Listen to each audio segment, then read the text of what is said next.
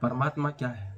वह तुम्हारे अपराधों को भी पी जाता है और अच्छे भावों को भी पी जाता है।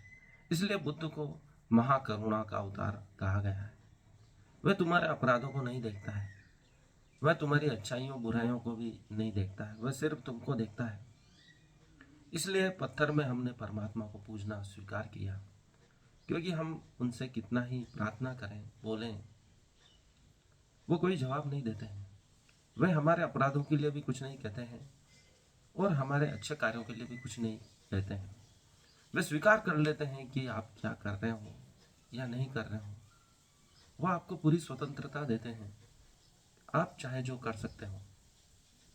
वह कभी नहीं कहेंगे कि आपने ऐसा क्यों किया। यह ठीक विश्वविद्यालय की पढ़ाई जैसी है कि वहाँ प्रोफेसर आपको कभी नहीं कहेंगे कि आप ये पढ़ो या नहीं पढ़ो। वे आपको पूरी तरह स्वतंत्र छोड़ देते हैं। 12वीं तक के स्कूलों की भांति नहीं कि आपको एक एक प्रश्न याद कराया जाता है। वह इस जीवन समर में आपको पूरी तरह स्वतंत्र छोड़ देते हैं। इसलिए आप परमात्मा की शरण में जाकर मंदिर में या पूजा स्थलों पर लेट जाते हो, पूरी तरह समर्पित हो जाते हो, क्योंकि उन्होंने आज तक आपको कुछ नहीं कहा है। ठीक उस प्रोफेसर की बातें जो आपको सिर्फ मार्ग तो दिखाते हैं, लेकिन चलना नहीं चलना आपके ऊपर निर्भर करता है। कृष्ण भी वही कर रहे हैं अर्जुन के लिए।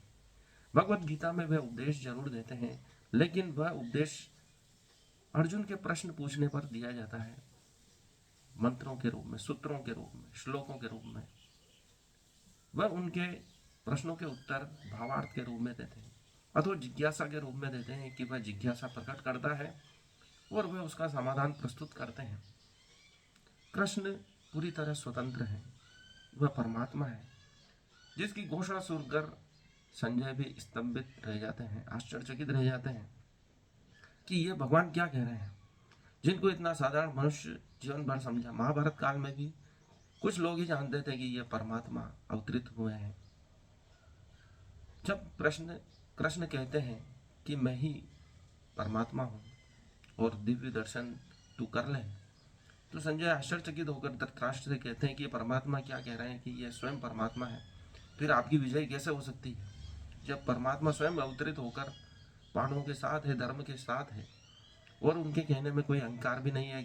मान लो उनके लिए कोई साधारण बात है, परमात्मा होना उनका नीति है।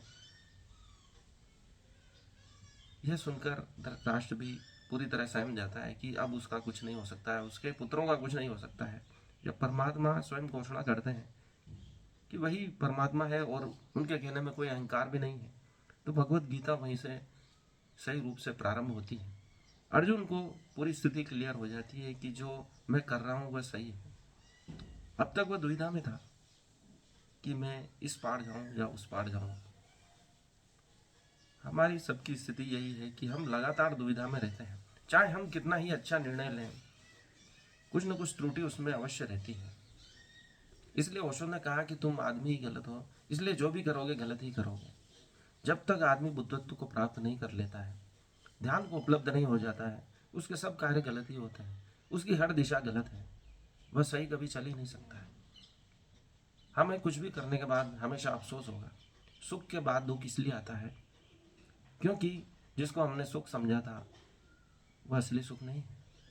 असली सुख ध्यान में है, आनंद में है, जिसकी बात कृष्ण अर्जुन से कर रहे हैं। स्वयं को जानने में है, स्थित प्रज्ञ होने में है, अपने आप में स्थित होने में है। बाहर जाते ही दुख प्रारंभ होता है, क्योंकि बाहर का दुख कभी भी हो सकता है।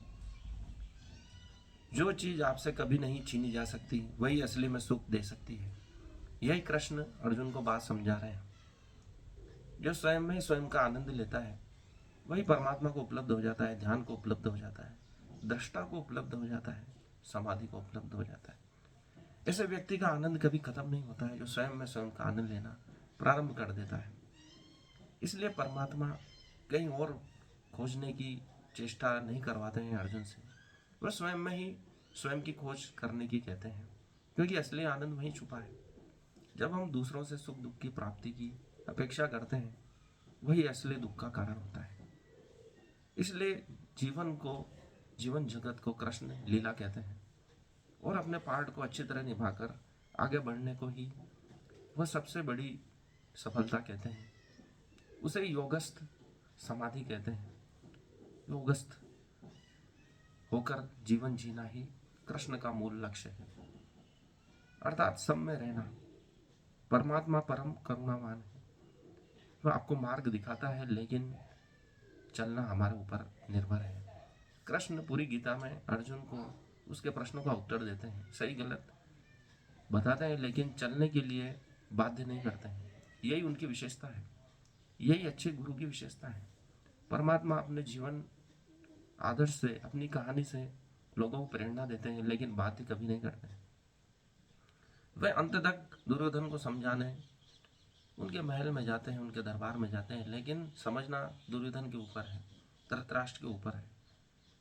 उनको वे सभी मार्ग दिखाते हैं जो उनके लिए शुभ है, लेकिन मानना उन्होंने कभी भी बाध्यकारी रूप से उनके ऊपर नहीं थोपा।